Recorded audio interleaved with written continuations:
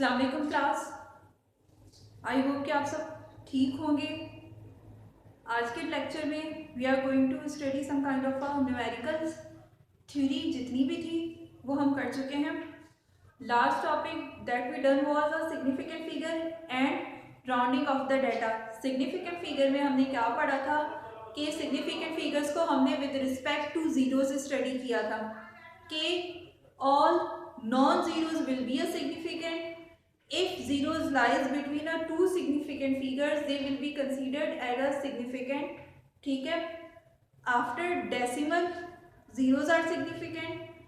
If the number is less than 1, then before decimal and after decimal zero जो होंगे वो significant नहीं होंगे. उसके बाद एक राउंडिंग ऑफ हमने पढ़ा था कि कैसे राउंड ऑफ कर सकते हैं.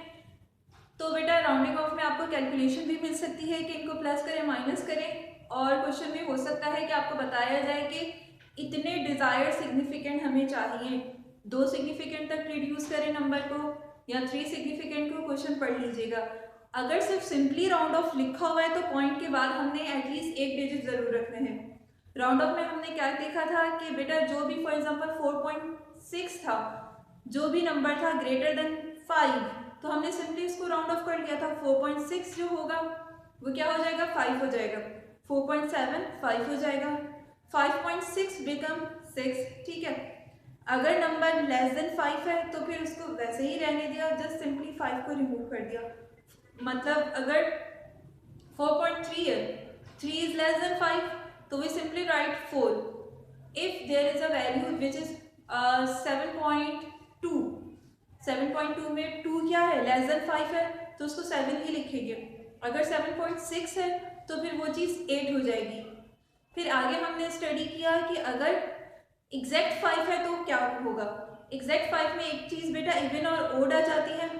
अगर इवन नंबर है फॉर एग्जांपल 6.5 है, 5 के साथ वाला 6 है, तो इसका मतलब कि 5 को सिंपली रिमूव कर देना है, कोई भी चीज़ ऐड नहीं होगी. इवन में कुछ भी ऐड नहीं होगा, ऐड में 1, ऑड में 1 ऐड होगा. फॉर एग्जांपल 7.5 7 ऑड नंबर है, 5 रिमूव होके 8 बन जाएगा. 7.5 बिकम 8.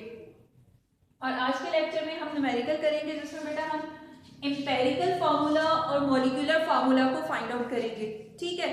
इसके बेटा स्टेप्स हैं जो कि आपको पता होने चाहिए और उसी सीक्वेंस में ये स्टेप्स होंगे. फॉर एग्जांपल सबसे पहले मास कैलकुलेट होगा, परसेंटेज कैलकुलेट होगा, मोल रेशियो कैलकुलेट होगा, then empirical formula, then molecular formula. Masses given है, परसेंटेज से काम होना शुरू होगा, मोल से, देन एम्पेरिकल, मॉलिक्यूलर फार्मूला. अगर क्लास परसेंटेजेस आपको गिवन है तो आपने ये 3 स्टेप्स करने होंगे. क्वेश्चन पढ़ लीजिएगा. एक क्वेश्चन है जिसमें बेटा ये बताया गया है कि ऑर्गेनिक कंपाउंड है. ऑर्गेनिक कंपाउंड जिसमें कार्बन और हाइड्रोजन हो, उसको बर्न किया. ऑर्गेनिक कंपाउंड कितना था, 1 ग्राम था. उसने ऑर्गेनिक कंपाउंड ने यूटिलाइज किया 3.03 ग्राम ऑफ कार्बन डाइऑक्साइड और 1.55 ग्राम ऑफ वाटर. अब इसका मॉलिक्यूलर मास 58 गिवन है. मॉलिक्यूलर फार्मूला हमें कैलकुलेट करना है. सबसे पहले क्लास ना तो देखें हमें परसेंटेजेस गिवन है, ना मोल रेशियो गिवन है, हमें 1 ग्राम मासेस गिवन है. लेकिन मास बेटा किसका गिवन है, ऑर्गेनिक कंपाउंड का गिवन है, इंडिविजुअल एलिमेंट का गिवन नहीं है. इसका मतलब इंडिविजुअल एलिमेंट का हमें फाइंड आउट करना है. 2 चीजें गिवन है, कार्बन डाइऑक्साइड यूटिलाइज हुआ, वाटर यूटिलाइज हुआ. अब एक बात क्लास याद रखनी है, अगर कार्बन डाइऑक्साइड यूटिलाइज हुआ है तो carbon dioxide always give the carbon. Water utilize हुआ है तो वाटर से हमें हाइड्रोजन के मोल मिलेंगे. इसका मतलब हमारे ऑर्गेनिक कंपाउंड में सिर्फ 2 ही चीजें होंगी, कार्बन होगा और वाटर होगा. ये बात याद रखनी है. सिर्फ मैं डाटा समझा रही हूँ, अभी हम कैलकुलेशन पे नहीं गए. सबसे पहले हम मास निकाल लेते हैं कि इस ऑर्गेनिक कंपाउंड में कार्बन के कितने मास होंगे और हाइड्रोजन के कितने मास होंगे. मासेस की हेडिंग आ गई. सबसे पहले कार्बन के लिए काम कर लेते हैं. कार्बन के लिए काम करने के लिए कार्बन डाइऑक्साइड की इक्वेशन हमें पता हो. क्लास हमें पता है कि व्हेनेवर कार्बन डाइऑक्साइड को ब्रेक करते हैं तो कार्बन और ऑक्सीजन मिलता है. 44 gram of carbon dioxide 12 gram carbon के देता है, 32 ग्राम ऑक्सीजन के देता है. हमें इतना पता है कि हमें कार्बन डाइऑक्साइड से कार्बन मालूम करना है। तो 44 ग्राम, क्लास अगर 12 ग्राम कार्बन देता है तो 3.03 ग्राम ऑफ कार्बन डाइऑक्साइड कितना ग्राम ऑफ कार्बन देगा, उसका एक फॉर्मूला है, कंफ्यूज नहीं होइएगा। फॉर्मूला क्या है, मास ऑफ कार्बन मालूम करने के लिए हमें क्या करना है, मास ऑफ कार्बन को डिवाइड करवा देना है मास ऑफ कार्बन डाइऑक्साइड से और मल्टीप्लाई करवाना है गिवन मास से। मल्टीप्लाई करवा दिया, mass of carbon is 12, mass of carbon dioxide is 44, we just multiply the value with the given mass of carbon dioxide, तो ये आंसर आ जाएगा 0.83 ग्राम। जो हमने 1 ग्राम ऑर्गेनिक कंपाउंड बर्न किया था उसमें से 0.83 ग्राम किया था कार्बन था। अब हाइड्रोजन के लिए बात कर लेते हैं, वाटर की। हाइड्रोजन कहां से मिलेगा, वाटर से। वाटर की इक्वेशन लिख ली, H2O H2 plus half O2, 18 gram of water 2 gram hydrogen देता है। तो हमारे पास बेटा वाटर की कितने ग्राम है, 1.55। इसको फॉर्मूला से कैलकुलेट कर लेते हैं। यहाँ पे हम क्या निकाल रहे हैं, यहाँ पे मास ऑफ हाइड्रोजन मालूम कर रहे हैं। Mass of hydrogen divided by the mass of water multiply by the given mass. Given mass क्या है, वाटर का 1.55, 1.55। मास ऑफ हाइड्रोजन की जगह 2 ग्राम आ गया, मास ऑफ वाटर की जगह 18 मल्टीप्लाई करा दिया, given mass of water which was 1.55। इसको मल्टीप्लाई करवाने के बाद 0.17 ग्राम आ गए। किसके आए हैं ये बेटा, हाइड्रोजन के आए हैं। जो ऑर्गेनिक कंपाउंड को हमने बर्न किया उनमें 0.17 ग्राम आ गया हाइड्रोजन एंड 0.83 ग्राम आ गया कार्बन के। मासेस आ गए हैं। अब क्लास परसेंटेज कैलकुलेट कर लेते हैं। परसेंटेज कैसे कैलकुलेट करेंगे,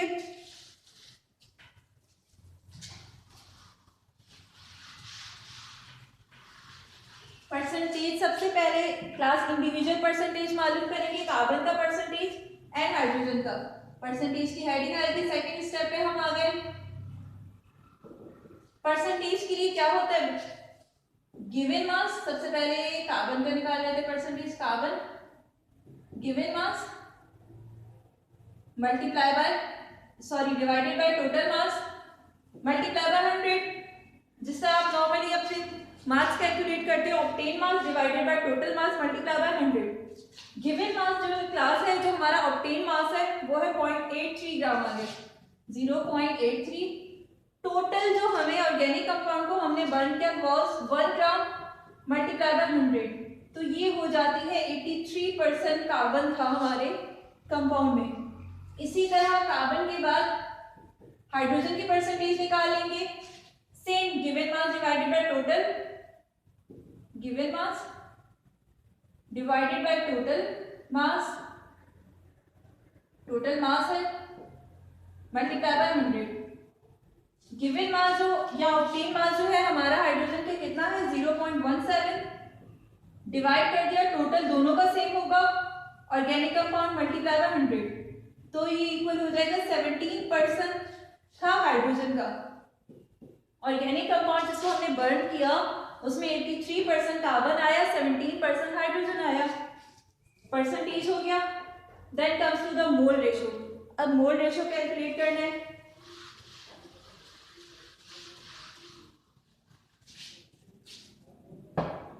क्लास मोल रेशो के लिए हमें सिंपली परसेंटेजेस को डिवाइड करवा देना होगा उनके एटॉमिक मास से। मोल रेशो की हेडिंग आ गई। मोल रेशो इसी तरह सबसे पहले क्लास हम कार्बन का ले लेंगे।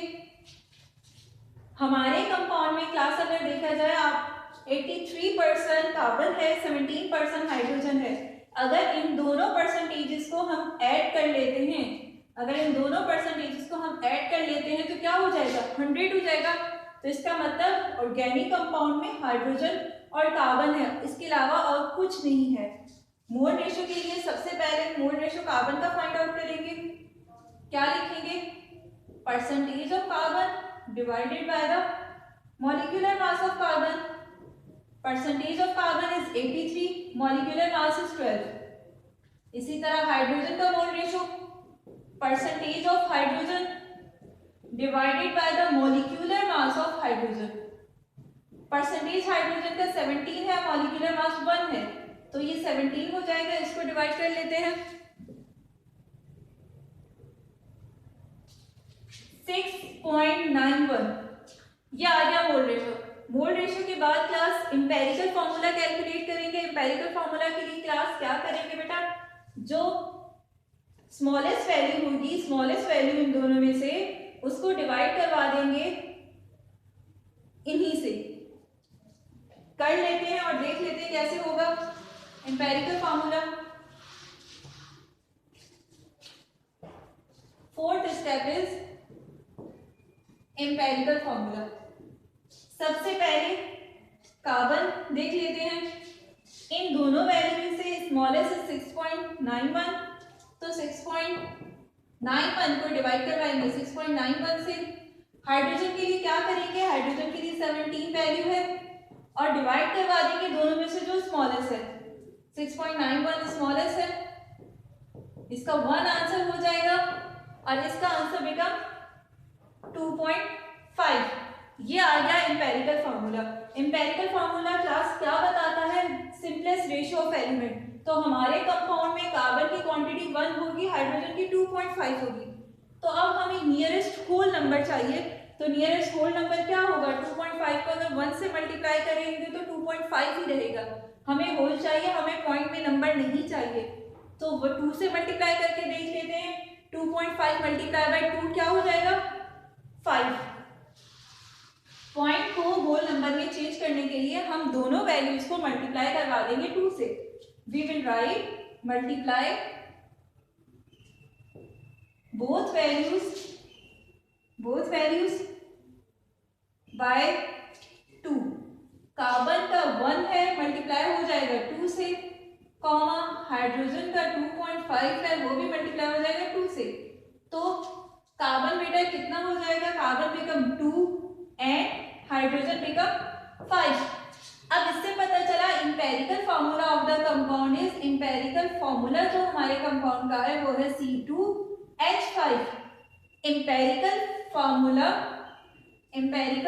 Formula mass. क्लास यहाँ पे देखिए मैं शॉर्ट यूज कर रही हूँ, आपने पूरा लिखना है। इंपेरिकल फॉर्मूला मास अगर कैलकुलेट करते हैं तो कैसे करेंगे, आपको मॉलिक्यूलर मास कैलकुलेट करना बताया था, इसी तरह इंपेरिकल फॉर्मूला मास कैलकुलेट होगा। कार्बन का 12 आपको गिवन होगा क्वेश्चन में। कितने कार्बन है, 2 है। हाइड्रोजन 1, कितने हाइड्रोजन है, 5। इनके दरम्यान में प्लस का साइन हो जाएगा। इंपेरिकल फॉर्मूला मास कैलकुलेट कर लेते हैं। 12 2 जा 24, 24 में बेटा 5 ऐड कर ले तो क्या हो जाएगा, 29 is the empirical formula of this compound. Empirical formula से हमें क्या करना है, इंपेरिकल फॉर्मूला मास से मॉलिक्यूलर फॉर्मूला कैलकुलेट करना है। 5th स्टेप पे आ जाते हैं।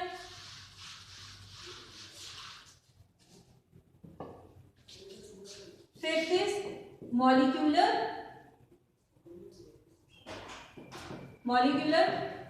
फॉर्मूला। कैसे कैलकुलेट करेंगे, स्मॉल n की वैल्यू फाइंड आउट करेंगे। कैसे आएगी, मॉलिक्यूलर फॉर्मूला मास डिवाइड करवा देंगे इंपेरिकल फॉर्मूला मास से। हमें इतना पता है गिवन क्लास, आप डाटा में चले जाए, molecular formula mass is 58, empirical formula is 29। 29 1s are 29 2s are, small n की वैल्यू बिकम 2। अब इस 2 को हमें इंपेरिकल फॉर्मूला से मल्टीप्लाई करवा देना है। इंपेरिकल फॉर्मूला क्या है, C2H5 करवा देते हैं।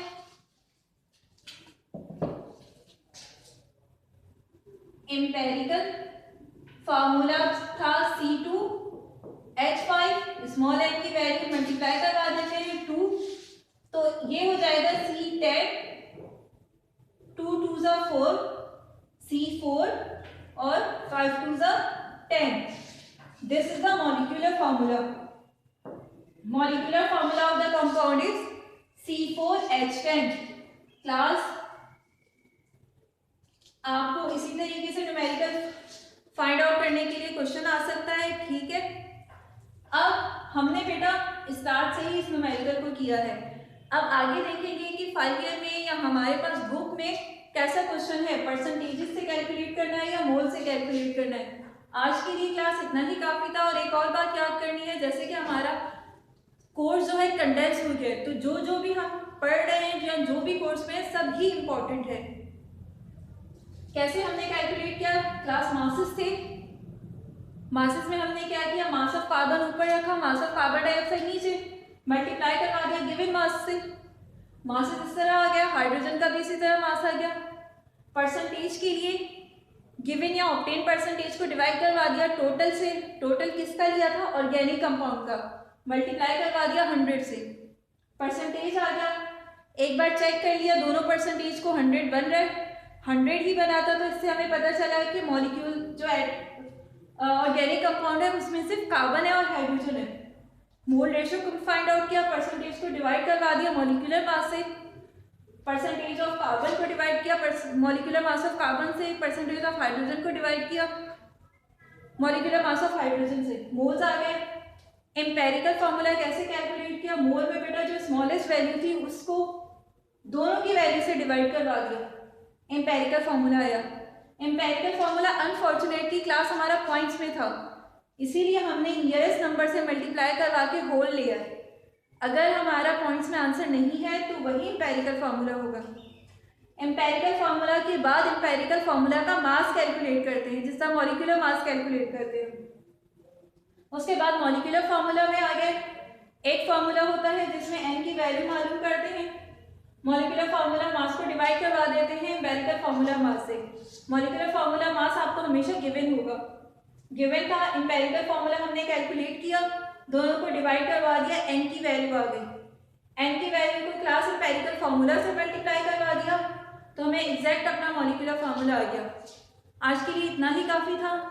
इस क्वेश्चन को क्लास दोबारा प्रैक्टिस कीजिएगा। क्या करना है, ये बुक की ही एग्जाम्पल है, आपने बुक से सिर्फ क्वेश्चन देखना है और इसको खुद से सॉल्व करना है। ये हो जाए, अगर नहीं होता तो दोबारा देख लीजिएगा। उसके बाद क्लास पेज नंबर 13 पर एक एग्जाम्पल है, वो सॉल्व करके देखनी है। थैंक यू, अल्लाह हाफिज़।